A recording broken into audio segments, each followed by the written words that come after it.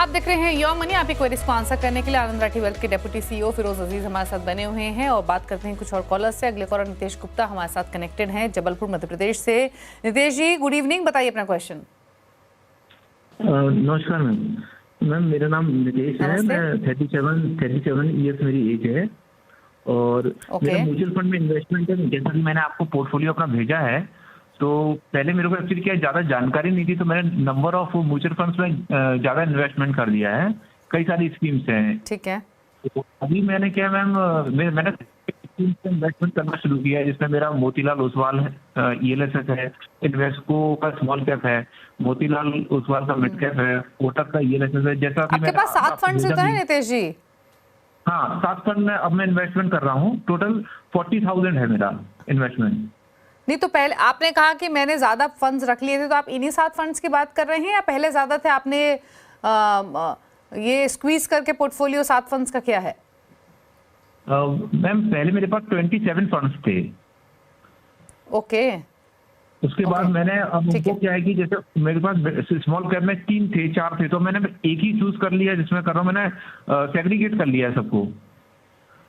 Okay ठीक है। और मैं एग्रेसिव इन्वेस्टर हूँ, 15-20 साल में रख सकता हूँ और मेरे को सिर्फ वेल्थ क्रिएट करना है, बस यही है और कुछ नहीं है टोटल इक्विटी में। अच्छा, आपने लिखा शॉर्ट टर्म के लिए 10 लाख का निवेश, मतलब आप क्या पूछना चाहते हैं?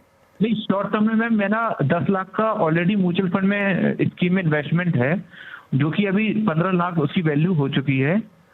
पर वो 25 स्कीम्स में है। हाँ, लमसम नहीं है मैम, वो 5 साल से SIP चल रही थी। कई सारे स्मॉल कैप है उसमें, मिड कैप में। मैंने आपको पोर्टफोलियो की डिटेल भी भेजी थी पुराने की, और अभी जो है करंट में वो 7 बस चल रहे हैं, मगर तो उनको मैंने अभी रिडीम नहीं किया है। वो सब म्यूचुअल फंड पड़े हैं मेरे पे। अच्छा, वहां पे आप अब SIP नहीं कर रहे हैं, बट पुरानी होल्डिंग आपकी पड़ी हुई है जो आपने SIP की थी। हाँ, पुरानी होल्डिंग ये आपका नया पोर्टफोलियो है जो आपने क्रिएट किया है? जी जी जी बिल्कुल मैम। ओके। और इस पोर्टफोलियो को लेकर आपका 10-15 इयर्स का होराइजन है, करेक्ट? हाँ, 10, 15, 20 भी हो सकता है, कोई दिक्कत नहीं है। बस वेल्थ क्रिएट करना है, अच्छे फंड से होना चाहिए, और लमसम भी मेरे को 10 से 15 लाख डालना है, तो वो कहाँ डालना है ये भी बता दीजिएगा। ओके। तो बेसिकली फिरोज जी 3 क्वेश्चंस हैं इनके, तीनों को अलग अलग कर देते हैं। एक तो एग्जिस्टिंग पोर्टफोलियो है जो उन्होंने नया क्रिएट किया है 40,000 पर मंथ का, और हमारे शो से अपनी अंडरस्टैंडिंग से गाइडेंस लेकर इन्होंने अपना पोर्टफोलियो थोड़ा सा डाइवर्सिफाई करके बनाया है। अब आप सलाह दीजिए कि इन्होंने सही स्ट्रैटेजी रखी है या फिर नहीं, जिसमें Parag Parikh flexi cap, quant large and mid cap, Motilal Oswal mid cap, SBI contra, Invesco India small cap, Kotak multi cap और मोतीलाल ओसवाल ELSS है। 4,000 है सिर्फ ELSS फंड में, अदरवाइज 6,000 ईच हर फंड में डाल रहे हैं। दूसरा 10 लाख का ये लमसम इन्वेस्टमेंट भी करना चाहते हैं। और तीसरा सवाल, अब वो पोर्टफोलियो तो हमारे पास नहीं है, लेकिन 25 से 27 फंड्स हैं, 10 लाख इन्वेस्ट किए थे, 15 लाख की वैल्यू है, उसको ये होल्ड कर रहे हैं, नई SIPs नहीं कर रहे हैं। क्या सजेशंस?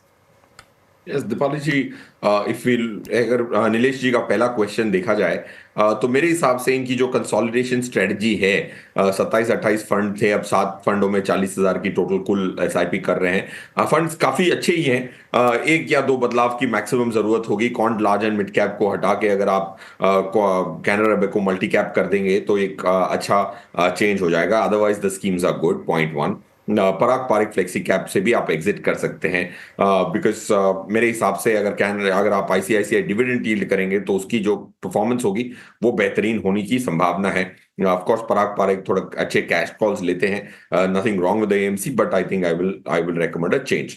अब तीसरा स्कीम अगर आप HDFC फ्लेक्सी कैप लेंगे तो ये 3 स्कीम्स आपके पोर्टफोलियो में इंक्लूड कर सकते हैं। तो आपको जो भी लमसम इन्वेस्टमेंट्स हैं वो आप सेम 7 में से 1 हट गई, 2 हट गई, तो आपके पास टोटल 8 स्कीम्स होंगी। उसी में आप अपनी एडिशनल परचेजेस करें। जब भी लमसम कर रहे हो तो SIP के फंड्स अलग और लमसम के फंड्स अलग आइडियली नहीं करने चाहिए। जब भी आपके पास एक्स्ट्रा पैसे आए तो आप उसको सेम फोलियोज में एक्स्ट्रा एडिशनल परचेज कर लें, तो अच्छा होता है, ताकि आपके पैसे ज्यादा ना बिखरें। ये मेरी सलाह होगी। जो रहा सवाल, जो आपके बहुत सारे स्कीम्स हैं जिसमें आपके 10 लाख डले हुए, जो 15 लाख हो चुके हैं, उसको अगर आप वापस हमारे को वो पूरा पोर्टफोलियो वापस भेजेंगे तो will try and analyse that again. Okay, चलिए, तो ये रहा सजेशन आपके पोर्टफोलियो को लेकर। बात करते हैं अगले कॉलर से। सब्यसाची कोलकाता से हमारे साथ कनेक्टेड हैं। सब्यसाची नमस्कार, पूछिए क्या सवाल है आपका। नमस्ते मैडम, गुड इवनिंग। नमस्ते। हाँ मैम, एक्चुअली मेरा उम्र 57 ईयर्स है। सिंस लास्ट 5 साल से मैं SIP के थ्रू में मैं ये कर रहा हूँ। मैं डिटेल्स आपको भेजा हूँ। जो मंथली SIP है Right. मेरा 52,000 है मैम, और मेरा लक्ष्य है 5 साल में 70 लाख रुपया का। अभी 2.5 ईयर्स में मेरे को मेरा रिटायरमेंट हो जाएगा ऑलमोस्ट। तो मुझे और क्या प्लानिंग करना है? जो मैं फंड किया हूँ वो सही है कि उसमें कुछ चेंजेस चाहिए? यही मेरा सवाल है। ओके, तो 27 लाख पोर्टफोलियो की वैल्यू, 52,000 की SIP, 2.5 साल हो चुके हैं, 5 साल में 70 लाख का target. SBI magnum income, UTI retirement, SBI blue chip, SBI small cap, SBI gold, Aditya Birla retirement, ICICI pro liquid fund, HSBC mid cap, Aditya Birla focus, SBI magnum mid cap again, SBI focus equity, HSBC value. HSBC में काफी exposure है, बताइए फिरोज जी क्या suggestion? Yes Deepali जी, HSBC में एक या दो schemes हैं। कोई SBI की अगर आप जब देख रहे हैं तो 6 स्कीम्स निकल रही हैं, तो उसमें से 4 मैं रिकमेंडेशन करूंगा कि आपको एग्जिट कर सकते हैं। SBI blue chip fund, SBI focused equity, SBI magnum income, SBI gold. ये 4 स्कीम्स की आपको जरूरत नहीं है मेरे हिसाब से। UTI retirement plan of course एक लॉक इन हो सकती है, but that's Aditya Birla retirement. ये रिटायरमेंट की स्कीम्स को आपको डालने की जरूरत नहीं है, माना कि आपके ऑब्जेक्टिव रिटायरमेंट है, बट एक डिवर्सिफाइड इक्विटी फंड भी आपको ये फुलफिल कर सकते हैं, मेरा ये मानना है। और अगर मैं अपने पैसे की बात करूं तो मेरे पैसे 14 स्कीम्स में है, जो हमारा आनंद राठी का मॉडल पोर्टफोलियो है। उसको हम बहुत बारीकी से रिव्यू करते हैं हर 15 महीने में, ना कि 12 महीने में, 15 महीने में, क्योंकि एग्जिट लोड्स ही 12 महीने की होती हैं। तो उसके हिसाब से मैं आपको 3 स्कीम्स ऐड करने की सलाह दूंगा: HDFC flexi cap, DSP equity opportunities fund and quant active.